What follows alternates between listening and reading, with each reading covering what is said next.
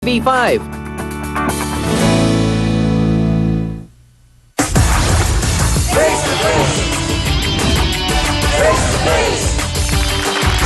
Mga kapatid, para po kay Aling Anita, sobra na ang katigasan ng ulo ng kanyang anak na si Vanessa. Ganun pa man ay nangungulila siya at nag-aalala para sa kanyang anak na si Vanessa. At bago nga po tayo nag-break, sinabi mo sa akin, Vanessa, na may mga bagay kang mga pinagsisisihan. Opo. Yung hindi niya po alam yung trabaho ko. Ang sabi ni nanay, nagtatrabaho ka sa restaurant, sa karinderya. Pero hindi niya po alam na iba pinapasukan ko. Ano ang trabaho mo? Ano po, sa club po. Ano, pumapasok ka sa club? Di, anong klaseng asawang ginawa mo ang pagkusa yung asawa mo na pumapasok ka sa beer house? Vanessa? Anong trabaho mo sa club? Dancer po. Yun mo, ipakita mo lahat ng katawan mo? Di ka ba na ano sa sarili mo? Ba't matutulungan niyo po ba ako? Hindi niyo ako Ngayon kung matulungan gusto mo, magkasama-sama na lang tayo kahit sa may asawa ka na, magsama-sama tayo. Anong trabaho ng iyong kinakasama? Pa-extra po na lang. Pa-extra po. Alam niya itong trabaho mo. Opo. Sinang-ayunan niya. Opo. Alam mo yun, Maricar, na doon siya nagtatrabaho. Kaya nga sabi ko sa inyo, dapat marinig niyo muna yung ano niya bago niyo siya husgahan. Hindi namin siya hinuhusgahan, Ate Marami Maricar. kami nanghuhusga. Oo, naunawaan namin. Pero, syempre, kaya rin namin Isang kahit inaalam. na umuulan. Kasi kinabukasan wala silang pangkain, kailangan niya maghanap buhay kahit ayaw niya. Kasi may anak silang iiyak na kailangan ng pagkain. Minsan asawa pa niya yung dumidiskarte ng pambiling tubig tsaka shampoo para makapasok siya. Siyempre para sa akin dahil yung asawa ko kasi nagtatrabaho talaga para kumain kami ng mga anak ko. Bakit hindi maghanap ng maayos na trabaho yung kinakasama mo? Ate, naghahanap po ng trabaho yung asawa ko. Kaso, May ano naman nahihirapan lang po siya nagtatrabaho. maghanap ng trabaho kasi wala rin siyang aral.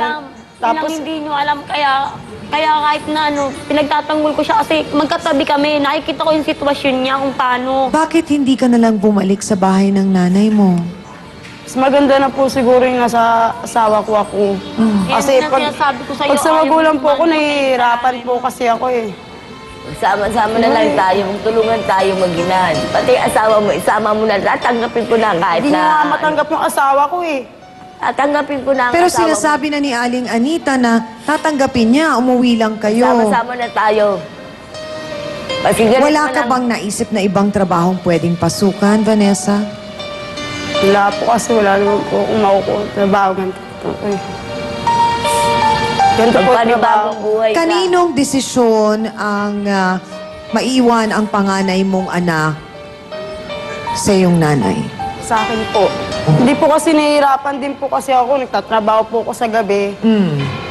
Tapos po yung ano ko nahihirapan din.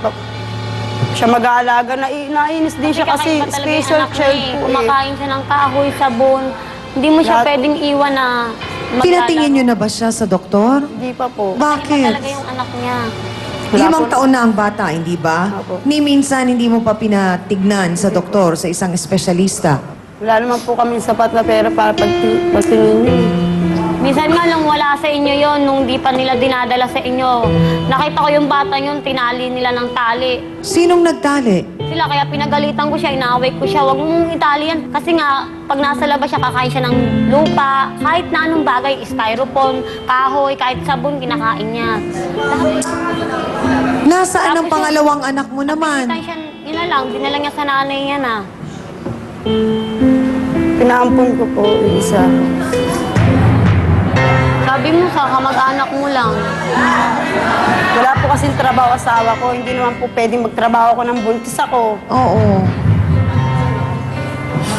Kilala mo yung mga umampon. Taga Rosario po. Pero hindi ko po sila nakita. Hindi mo na rin nakita ang bata. Hindi ko rin po nakita yung nagkuha, nag-ampun. Pinaampon daw po ang bata. Hindi ko po alam yung ginawa niyang yun eh. Kaya hindi na ako humingi ng tulong sa inyo kasi kung ano narinig ko sa inyo masakit. Sabi niyo, tumayo daw ako, sabi niyo sa akin, tumayo ako sa sarili kong paa. Yan, tumayo ako. Kahit sabihin niyo na, nahihirapan na ako. para sa mga anak ko. Nagtatrabaho naman ako. Vanessa, yung katigasan ng ulo mo, alisin mo. Tingnan mo na ang nagpakumbaba sa'yo. Katigasan pa rin ang ulo mo, pinairal mo.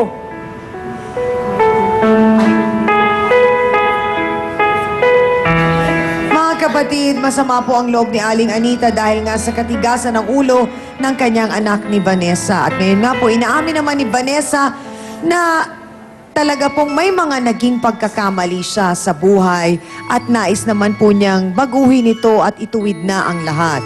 Kakausapin po sila ng ating trio tagapayo para matulungan po na matanggap ng mag-ina ang isa't isa at magkaroon ng kapatawaran sa isip at sa puso po nila. Pero yung pag nag-iisip ka, paano nakakatulog ka, hindi? Ang ginagawa mo? Wala lang po. Natutulala. Tulala ka na naman. Ganun po. Sabi sa akin. Okay. Paano napapakain yung 7 months mo? Yun nga po yung napaampun ko eh. Ay, teka muna, yung 7 months ba yung pinaampon? Ano ba? Yung pinakabunso ko po. Father, ay, attorney. Yung palang pangalawang anak, yung bunso nila, yun ang pinaampon. Alam din ng asawa. Akala ko naman yung ano. Regular obligation ng deed of voluntary commitment. Sa ating po mga bisita, kayo po ay nakausap na ng ating tagapayo at sana nga po makatulong po sa inyo yung mga sinabi po nila. Meron pa rin po silang mensahe para sa inyo. Unahin ko lamang po si Attorney Acosta. Kay Vanessa, napakaswerte mo, no? Dahil lagi at lagi nandito ang iyong ina. Handa kang tanggapin kahit anuman ang naging kalagayan mo sa buhay. Kaya't tamang sundin mo sana siya. Bumalik ka sa kanya, magkaisa kayo, labanan ninyo ang kahirapan sa pamamagitan ng pagkakaisa ng damdamin. Pagkakaisa, magbuo kayo ng isang magandang diwa upang sa gayon ay inyong malagpasan ang kahirapan. Marami pong salamat at